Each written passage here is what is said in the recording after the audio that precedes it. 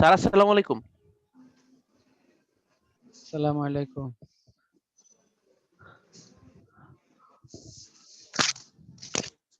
Sir আপনার শরীর ভালো আছে? আলহামদুলিল্লাহ, আল্লাহ রাখছে। তোমরা কেমন আছো? এই তো স্যার ভালো আছি। আচ্ছা, আজকে হলো ক্লাস 4 চ্যাপ্টার 3। এর মধ্যে কয়জন আসলো? বেশি তো এখনো আসে না, জায়গা আসবে। আমরা শুরু করে দিই। সৃজনশীল সমস্যা 6। নিম্নলিখিত তথ্যাবলী মিস্টার রাজীবের হিসাব বই থেকে 31 ডিসেম্বর 2020 তারিখে নেওয়া হয়েছে। শোনা যাচ্ছে শব্দ? হ্যালো। জি স্যার। হ্যাঁ, ওকে। নগদান বই অনুযায়ী ব্যাংক জমার উদ্বৃত্ত 12,000 টাকা। উক্ত তারিখে পাস বই এবং নগদান বই অনুযায়ী জমার পরিমাণ সমান ছিল না, মানে মিলে নাই। অনুসন্ধানের পর গড় মিলের নিম্নলিখিত কারণসমূহ দেখা যায়। 2 নম্বরে বলছে 2,500 টাকার একটি চেক জমা দেওয়া হয়েছে কিন্তু ব্যাংক বিবরণীতে ক্রেডিট করা হয়নি। তার মানে এখনই ব্যাংক সমন্বয় বিবরণীটা আমি আলোচনা শেষ করে দিচ্ছি। আমাদের ডেবিট উদ্বৃত্তের অঙ্ক, দ্যাট ইজ নগদান বই অনুযায়ী ডেবিট ব্যালেন্স, এটা 12,000 টাকা, এটা দিয়ে অঙ্কটা শুরু হবে। তাহলে এই যে 2 নম্বর ঘটনাটা, এটা ব্যাংক বিবরণীতে ক্রেডিট করা হয়নি, মানে যোগ করা হয়নি, মানে টাকা বাড়ানো হয়নি। তাহলে আমাদেরকে এটাকে করতে হবে বিয়োগ। কারণ গতদিন আমরা আলোচনা বলেছিলাম, যদি আমাদের ডেবিট উদ্বৃত্তের মাধ্যমে অঙ্ক শুরু হয়, তাহলে নগদান বইতে যে সকল ঘটনা যোগ করা থাকে সেটাকে করে দিতে হবে বিয়োগ। আচ্ছা, এখানে একটা অন্য কথা বলি আমি।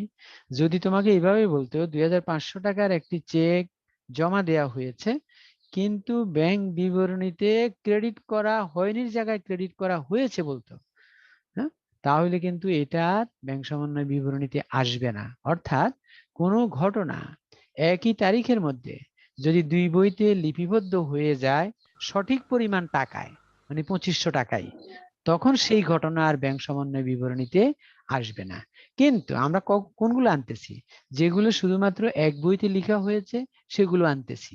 আবার মাঝে মধ্যে এমনও আসবে দুই বইতে লেখা হয়েছে, তবে এক বইতে তারিখের মধ্যে আরেক বইতে তারিখের পরবর্তী সময়ে, তখন সেটাও কিন্তু আবার আসবে। অর্থাৎ আমাদের মূল থিমটা হলো একই তারিখের মধ্যে একই পরিমাণ টাকা যদি উভয় বইয়ের সঠিক দিকে লিপিবদ্ধ করা হয়, তখনই সেটা আর ব্যাংক সমন্বয় বিবরণীতে আসবে না। তাহলে এটা এই মুহূর্তে একটা অন্য আলোচনা করলাম। তাহলে এখন 2 নাম্বারটা হবে বিয়োগ।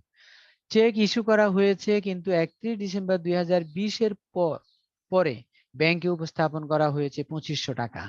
এটাও চেক ইস্যু করা হয়েছে, মানে চেকে আমরা টাকা প্রদান করেছি, এটা নগদান বইতে বিয়োগ করা হয়েছে।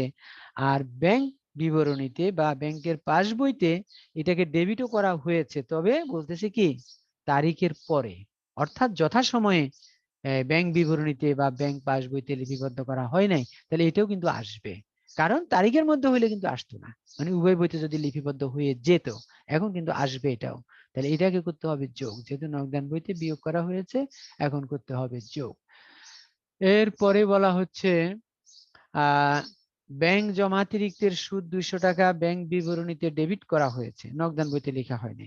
তাহলে এটা ব্যাংক বিবরণীতে ডেবিট মানে বিয়োগ, তাহলে এটাকে আবার বিয়োগে করতে হবে। অর্থাৎ ডেবিট ব্যালেন্স দিয়ে অঙ্ক শুরু করলে কোনো ঘটনা ব্যাংক বিবরণীতে যা করা হয়েছে তাই করতে হবে, দ্যাট ইজ এটা ব্যাংক বিবরণীতে বিয়োগ করা হয়েছে, আমাদেরকে এখন বিয়োগই করতে হবে। আবার আদায়ের জন্য 5,000 টাকার একখানি বিল ব্যাংকে প্রেরণ করা হয়েছে, বানানটা একটু ভুল আছে, যা পরবর্তীতে প্রত্যাখ্যান হয়। তাহলে আদায়ের জন্য আমরা চেক ব্যাংকে পাঠিয়েছি, প্রেরণ করেছি বা জমা দিয়েছি, তাহলে এটা নগদান বইতে যোগ করা হয়েছে, কিন্তু ব্যাংক বিবরণীতে এটা যোগ হয় নাই, তাহলে এটাকেও বিয়োগ করতে হবে। এরপরে হলো ব্যাংক 4,000 টাকার একটি প্রদেয় বিল 200 টাকার সুদ সহ পরিশোধ করেছে, কিন্তু নগদান বইতে তোমাদের এটা একটু সরাও, কারণ অক্ষরগুলা ঢেকে গেছে, দেখা যাচ্ছে না। আবার বলছি, ব্যাংক 4,000 টাকার একটি প্রদেয় বিল 200 টাকার সুদ সহ পরিশোধ করেছে, কিন্তু নগদান বইতে, স্ক্রিনে যারা অ্যাটেন্ডেন্স দিচ্ছ এটা একটু সরিয়ে নাও, কারণ লেখাটা দেখা যাচ্ছে না।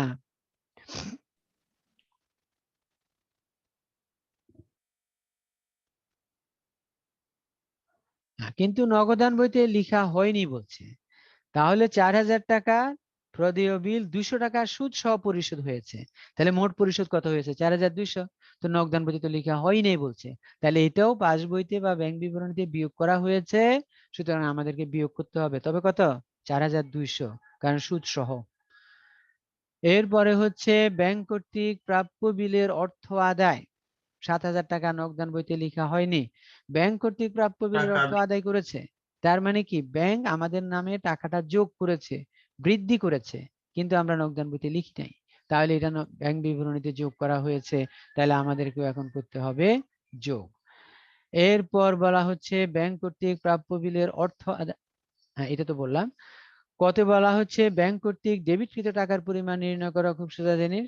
31 ডিসেম্বর 2020 তারিখে একটি ব্যাংক সমন্বয় বিবরণী তৈরি করা অলরেডি বলা হয়ে গেছে।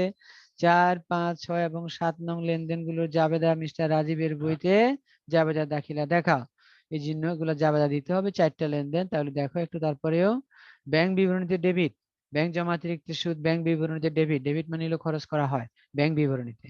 আর ব্যাংক কর্তৃক সুদ সহ প্রদেয় বিলের অর্থ পরিশোধ, এটা 4200, এটাও ডেবিট করা হয়েছে মানে খরচ করা হয়েছে।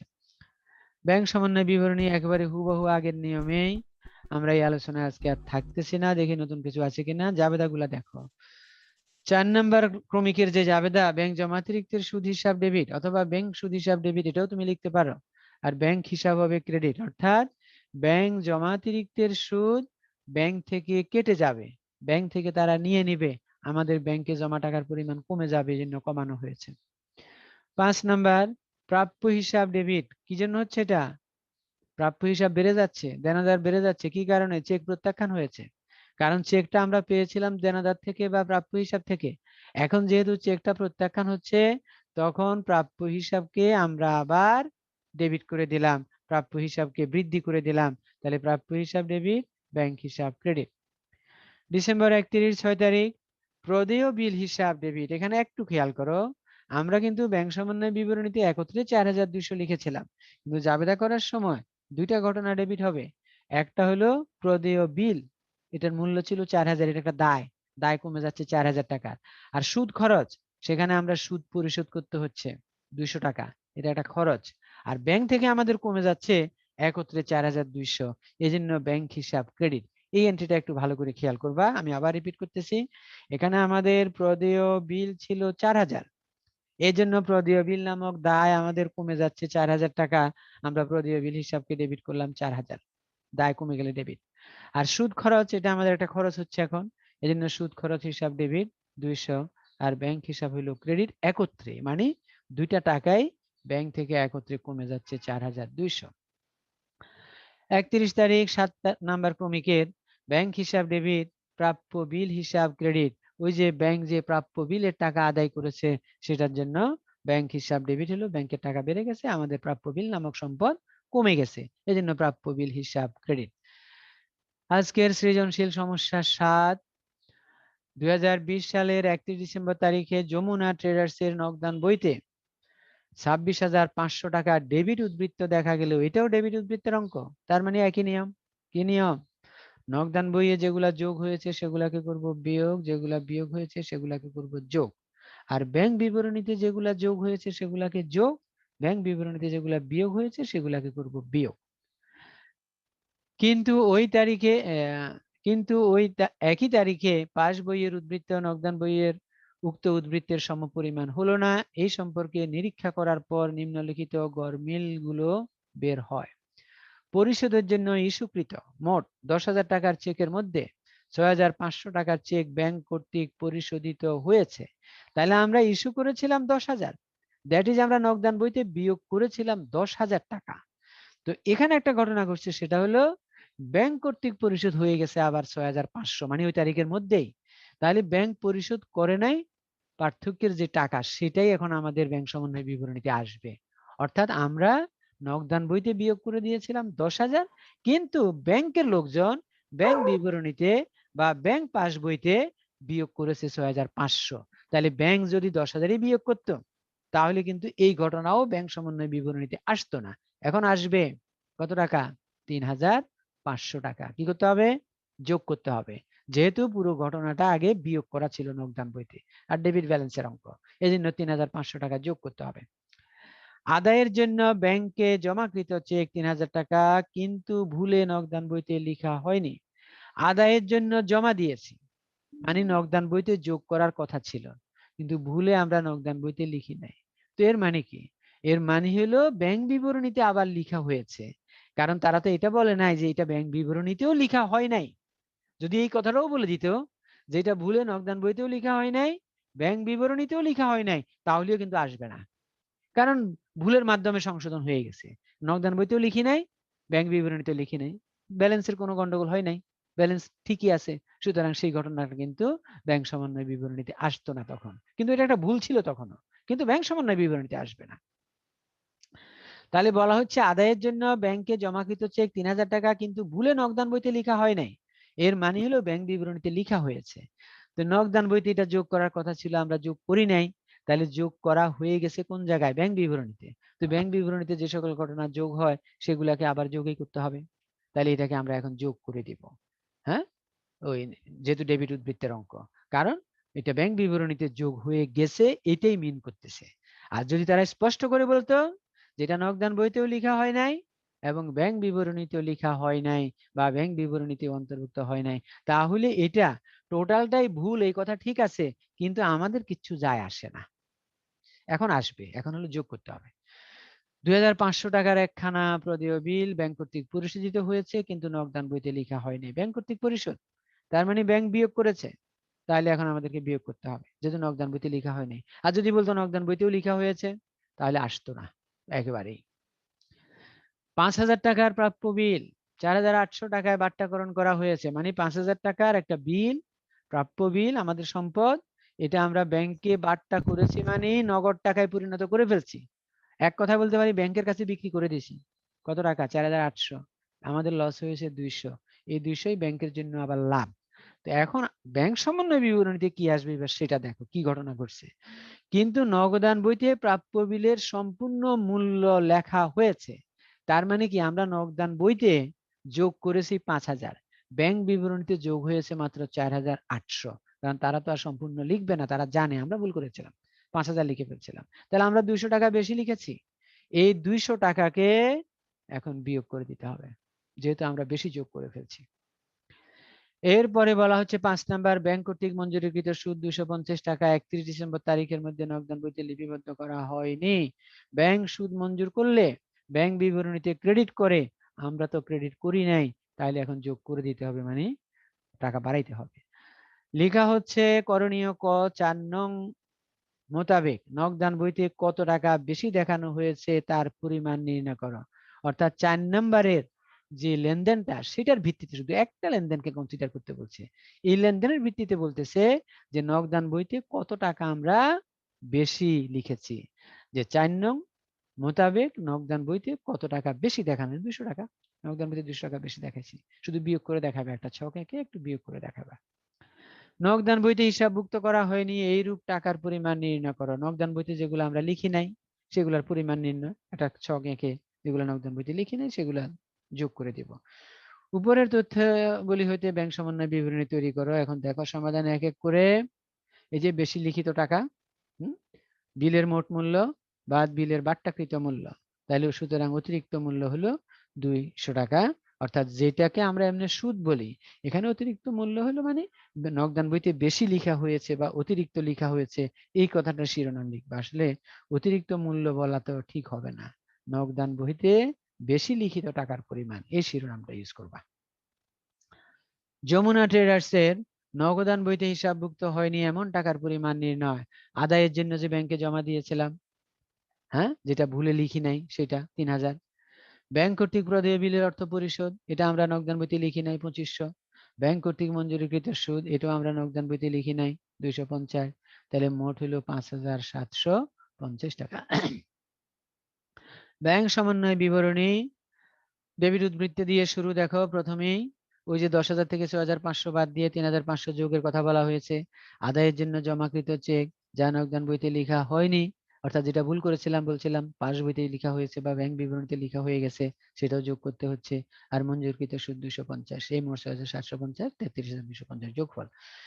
বিয়োগের আইটেম গুলার মধ্যে আছে ব্যাংক কর্তৃক প্রদেয় বিলের অর্থ পরিশোধ যা নগদান বইতে লেখা হয়নি, তারপরে বাট্টাকৃত প্রাপ্য বিলের অর্থ নগদান বইতে বেশি লেখা হয়েছে, যেটা বিয়োগ করে দিতে হচ্ছে 200 টাকা শেষ। এই ছিল যোগ বিয়োগ করে 30,550। এটা হলো পাস বই অনুযায়ী ব্যাংক জমার উদ্বৃত্ত, অথবা বলা হয় ব্যাংক বিবরণী অনুযায়ী ব্যাংক জমার উদ্বৃত্ত। সৃজনশীল স্যার নেট সমস্যা প্রবলেমের কারণে স্যার বলো। স্যার নেট প্রবলেমের কারণে স্যার ডিসকানেক্ট হয়ে গেছিলাম স্যার। রোল কি আবার দিতে হবে? রোল দিয়ে রাখো। আগে একবার দিয়েছিলে তুমি, জি স্যার। আবার দিয়ে রাখো, দেখা যাক, পরে দেখবো আমি কি হয়েছে। ঠিক আছে, ওকে, আল্লাহ হাফেজ। এখন 8 নাম্বার সৃজনশীল সমস্যা 8। 2020 সালের 31 মার্চ তারিখে রফিক স্টোরের পাসবই ব্র্যাকেটে আছে ব্যাংক বিবরণী অনুযায়ী ব্যাংক জমা অতিরিক্ত। খেয়াল করো, এখন কিন্তু এই 8 নাম্বার অঙ্কে এসে আমাদের উদ্বৃত্ত চেঞ্জ হয়েছে। এখন বলতেছে পাসবই বা ব্যাংক বিবরণী অনুযায়ী ব্যাংক জমা অতিরিক্ত। এতদিন পর্যন্ত, বিশেষ করে 7 নাম্বার পর্যন্ত আমরা আলাপ করেছি নগদান বই অনুযায়ী ব্যাংক জমার উদ্বৃত্ত। হ্যাঁ, আর এখন বলতেছে জমাতিরিক্ত। তো উদ্বৃত্ত আর জমাতিরিক্তের মধ্যে একেবারে সম্পূর্ণ বিপরীত অবস্থান। উদ্বৃত্ত মানে হলো অবস্থা ভালো, আমাদের টাকা জমা আছে ব্যাংকে, আর জমাতিরিক্ত মানে হলো অবস্থা খারাপ, আমরা ব্যাংক থেকে ঋণ করে ফেলছি, আরো ব্যাংক আলাদা এখন আমাদের কাছে পায়। তবে এই ব্যালেন্সটা কোন বই অনুযায়ী? আবার পাস বই অনুযায়ী বা ব্যাংক বিবরণী অনুযায়ী। আর ওইটা ছিল নগদান বই অনুযায়ী। এই জন্য দুইটা বিপরীতমুখী অবস্থানে আছে, কিন্তু দিক হিসাবে দুইটাই ডেবিট। আবার অর্থাৎ ব্যাংক বিবরণীর ডেবিট ব্যালেন্স মানে ব্যাংক জমা অতিরিক্ত, তাহলে দিক হিসাবে এটাও ডেবিট। আবার নগদান বই অনুযায়ী ব্যাংক জমার উদ্বৃত্ত, এটাও ডেবিট। তাহলে দিক হিসাবে এরা দুইটা একই দিকের। তার মানে কেন এতবার বলতেছি, আমাদের যে যোগ বিয়োগের নিয়ম লেনদেনগুলি, সেখানে কিন্তু এখনো কোনো পরিবর্তন আসবে না। কারণ আমরা তোমাদেরকে বলছিলাম আমাদের দুইটা বইয়ের মোট 4টি ব্যালেন্স আছে। এই 4টি ব্যালেন্সের মধ্যে দুইটা হলো ডেবিট দিক, দুইটা হলো ক্রেডিট দিকের ব্যালেন্স। দুই ডেবিট কিন্তু আবার এক না, আবার দুই ক্রেডিটও কিন্তু এক না, কিন্তু দিক হিসাবে এরা এক। যেমন আমি মাঝে মধ্যে যখন অফলাইনে ক্লাস নেই তখন উদাহরণ হিসাবে বলি, যেমন মনে করো আমাদের বাংলাদেশি বা বাংলাদেশের কোনো বাঙালি বিদেশের কোথাও, আল্লাহ মাফ করুক, চাকরিতে গিয়ে মারা গেছে। এখন ওনাকে যখন দেশে আনতে হবে, তখন সেখানে কিন্তু ওই দেশের লোকজন এটা বিবেচনা করবে না যে ইনি কোন ধর্মের লোক, উনি কি হিন্দু ধর্মের লোক, উনি কি মুসলিম ধর্মের লোক, উনি কি খ্রিস্ট ধর্মের লোক, না অন্য কোনো ধর্মের লোক, এটা বিবেচনা করা হবে না। ওকে তো কোথায় পাঠিয়ে দেওয়া হবে? বাংলাদেশে পাঠিয়ে দেওয়া হবে। বাংলাদেশে আনার পর তখন আমরা বিবেচনা করব যে শেষকৃত্য অনুষ্ঠান আমরা কোন নিয়ম অনুযায়ী সম্পন্ন করব। তাহলে এটা আমাদের বিষয় হবে, ওদের না। অনুরূপভাবে ব্যাংক সমন্বয় বিবরণী তৈরি করতে গেলে আমরা ব্যালেন্সের তাৎপর্যটা খুব কম বিবেচনা করি, আমরা ব্যালেন্সের দিক বিবেচনা করে কথাগুলো বলে ফেলি। দিক মানে কি? ডেবিট এবং ক্রেডিট। যেমন নগদান বই অনুযায়ী ব্যাংক জমার উদ্বৃত্ত, এটা ডেবিট ব্যালেন্স। আবার পাস বই অথবা ব্যাংক বিবরণী অনুযায়ী ব্যাংক জমাতিরিক্ত, এটাও কোন ব্যালেন্স? Debit balance. তাহলে 8 নাম্বার সৃজনশীল সমস্যাটা অন্য ধরনের ব্যালেন্স হলেও দিক হিসাবে কিন্তু এক। আমাদের যোগ বিয়োগের যে ঘটনাগুলি সেগুলি একই নিয়মেই চলবে, এতদিন যা চলছে সেভাবেই চলবে। আচ্ছা, এখন বলা হচ্ছে সকল হিসাব যাচাই করে নিম্নের পার্থক্যগুলো পাওয়া যায়। 38,000 টাকার 5টি চেক এবং 32,000 টাকার একখানি প্রাপ্য নোট আদায়ের জন্য 2020 সালের মার্চ মাসে ব্যাংকে জমা দেওয়া হয়, কিন্তু উহা মানে এই উভয় ঘটনায় 2020 সালের এপ্রিল মাসে আদায় হয়। তাহলে ব্যাংক আদায়ও করেছে, তবে মার্চ মাসে না, এপ্রিল মাসে। আমাদের হিসাব কিন্তু মার্চে শেষ করতে হবে। তাহলে এপ্রিল মাসে আদায় হওয়ার অনাদায়ী থাকা একই কথা, তার মানে এটা আদায় হয় নাই। এটা মানে কি? দুইটা ঘটনা, একটা 38,000, একটা 32,000। তাহলে টোটাল হয়ে যাবে তোমার 40, 30, 70,000 টাকার ঘটনা। এই দুইটা ঘটনা আমরা কি করলাম? আদায়ের জন্য ব্যাংকে জমা দিছি, আসলে কিন্তু তারিখের মধ্যে আদায় হয় নাই, আদায় হচ্ছে তারিখের পরে। তারিখের পরে আদায় হলেও আমাদেরকে ধরে নিতে হবে আদায় হয় নাই। তাহলে যেহেতু ডেবিট ব্যালেন্সের অঙ্ক, তাহলে এই দুইটা ঘটনাও কি করতে হবে? বিয়োগ করতে হবে। তাহলে এটা একটু এখনই দেখা দিতে চাই যে আসলে আমরা বিয়োগ করেছি কিনা ব্যাংক সমন্বয় বিবরণী তৈরি করার জন্য। দেখো গ নাম্বারটাতে আছে মনে হয় ব্যাংক সমন্বয় বিবরণী। এবার দেখো পাস বই অনুযায়ী ব্যাংক জমা অতিরিক্ত 1,22,000 খরিদ্দার কর্তৃক সরাসরি ব্যাংকে জমা, যা নগদান বইতে লেখা হয়নি।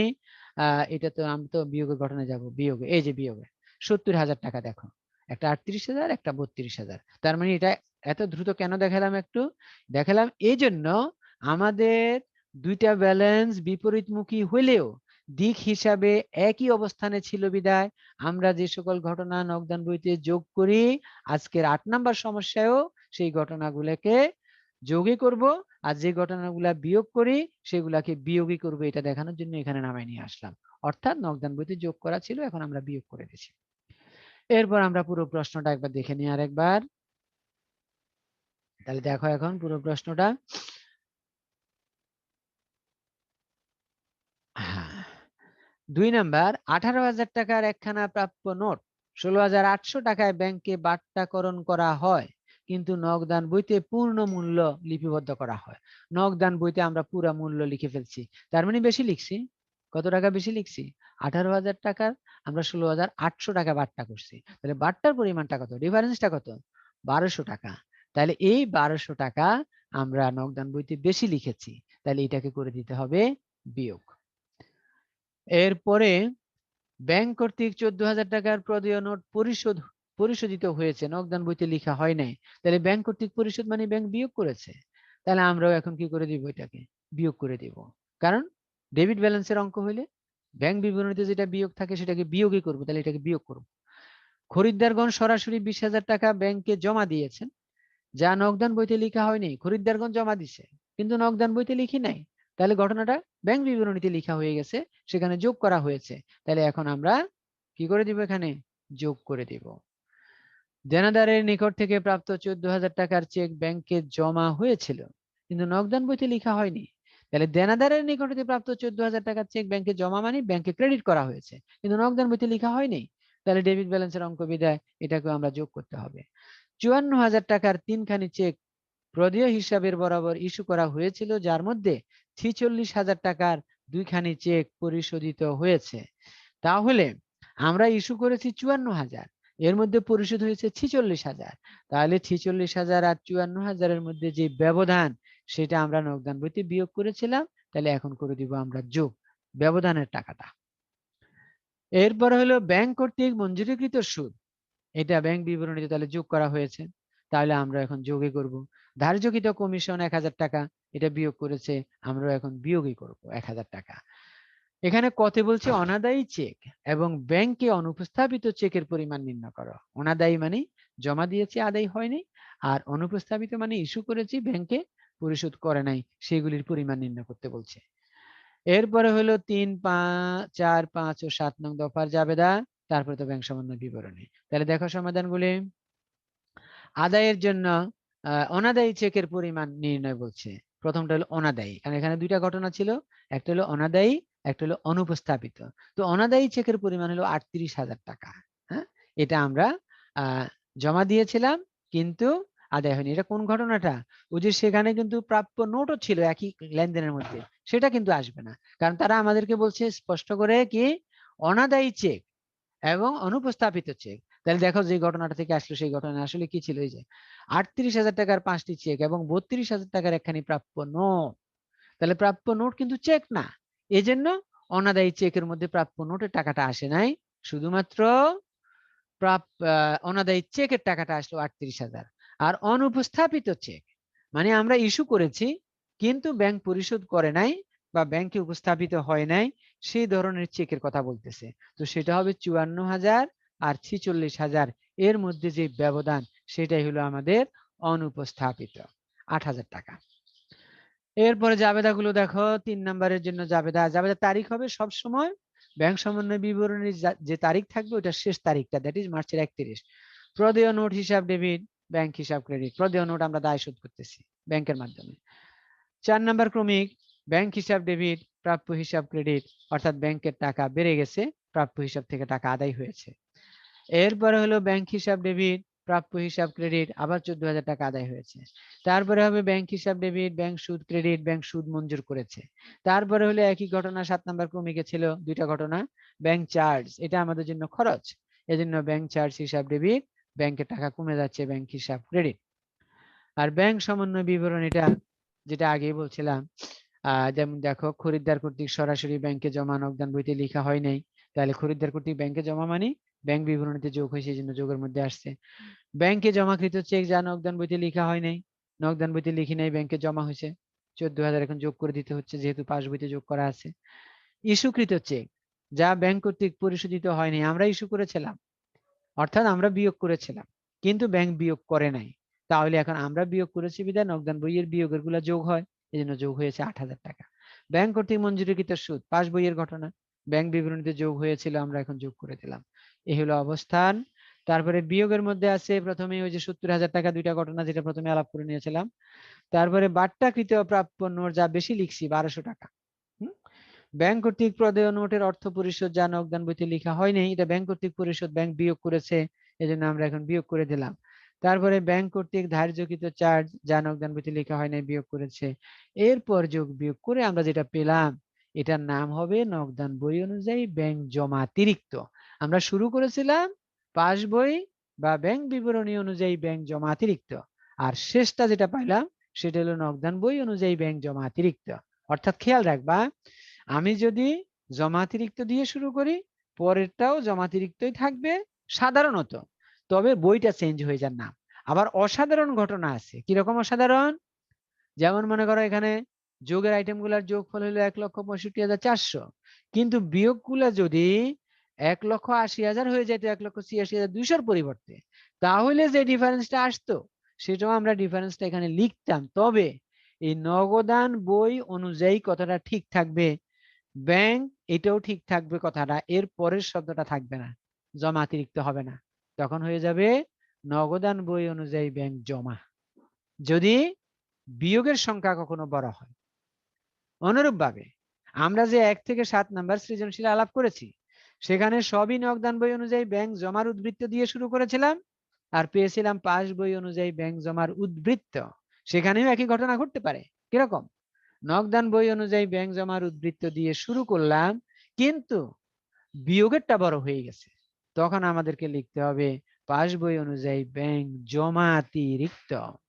তাহলে এই জিনিসটা একটু খেয়াল করতে হবে মাঝে মধ্যে, অর্থাৎ একটা বড় ধরনের পরিবর্তন আসতে পারে লেখার মধ্যে যদি বিয়োগের টাকাটা যোগফলের টাকা থেকেও বড় হয়ে যায়। সৃজনশীল 9, 30 জুন 2020 তারিখে মোহাম্মদ আরাফাতের নগদান বই অনুযায়ী ব্যাংক জমার পরিমাণ, এবার আবার স্বাভাবিক অবস্থায় চলে আসছে, নগদান বই অনুযায়ী ব্যাংক জমা।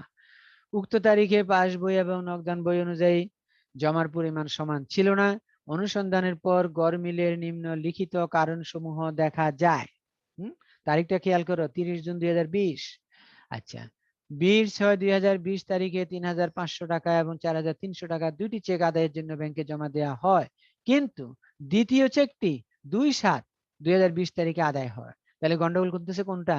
ওই যে দ্বিতীয় চেকটা, যেটা 2/7 আদায় হয়েছে, তার মানে এটা 2/7 আদায় হইলেও 30 জুনের মধ্যে অনাদায়ী, এটাই হলো মূল ঘটনা। তাহলে দ্বিতীয় চেকটাই আমাদের গন্ডগোলের কারণ।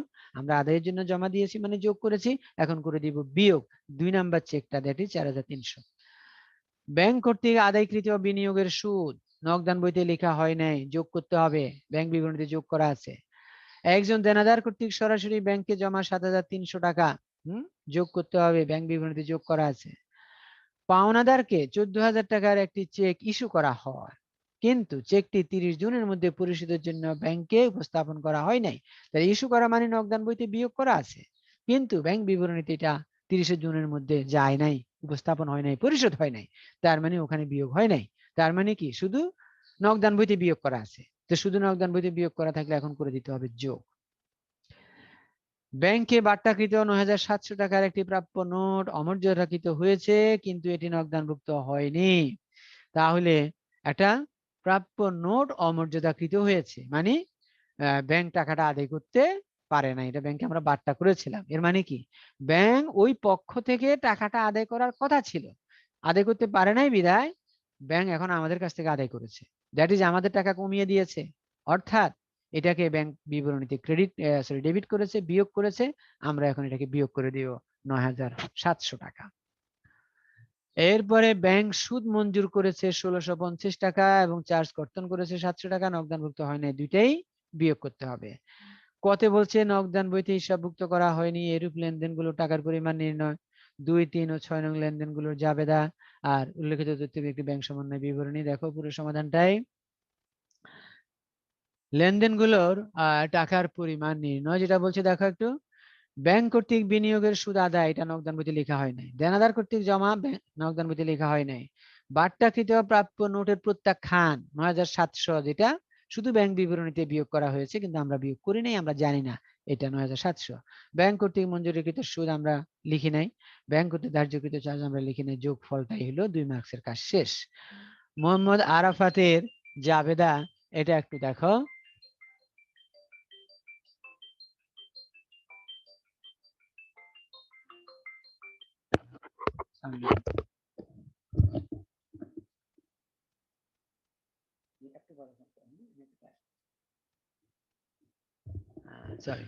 সরি। তাহলে ব্যাংক হিসাব জাবেদা, ব্যাংক হিসাব ডেবিট, বিনিয়োগের সুদ ক্রেডিট। এটার মানে হলো তোমার ব্যাংকের সুদ দিয়ে বিনিয়োগের সুদ আদায় করেছে, টাকা বেড়ে গেছে। তারপরে ব্যাংক হিসাব ডেবিট, প্রাপ্য হিসাব ক্রেডিট।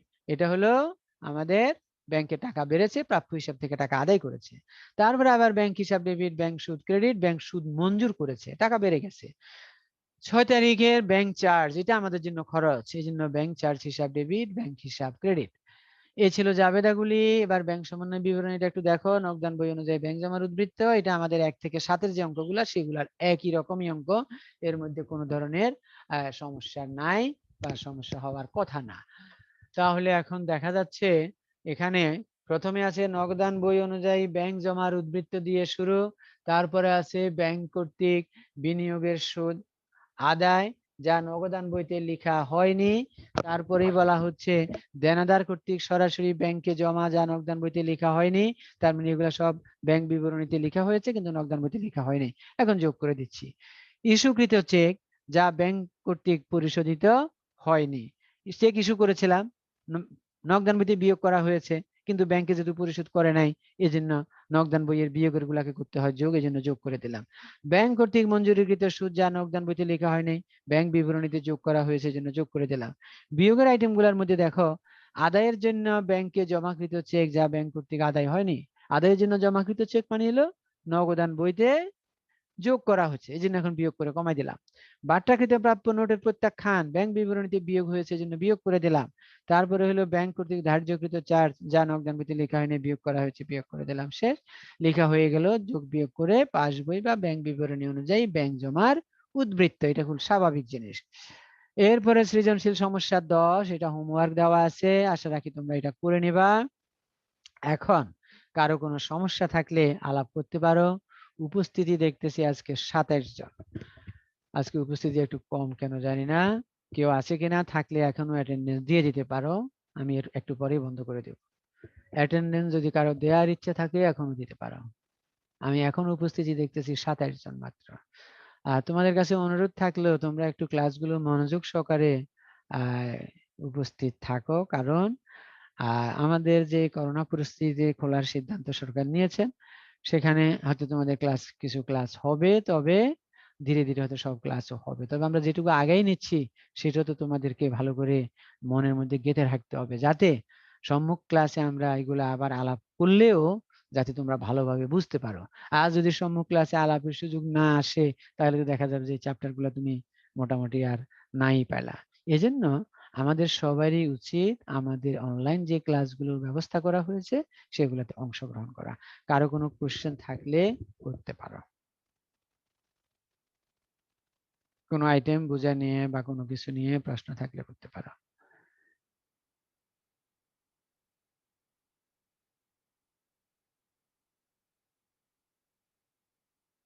প্রশ্ন আছে কারো?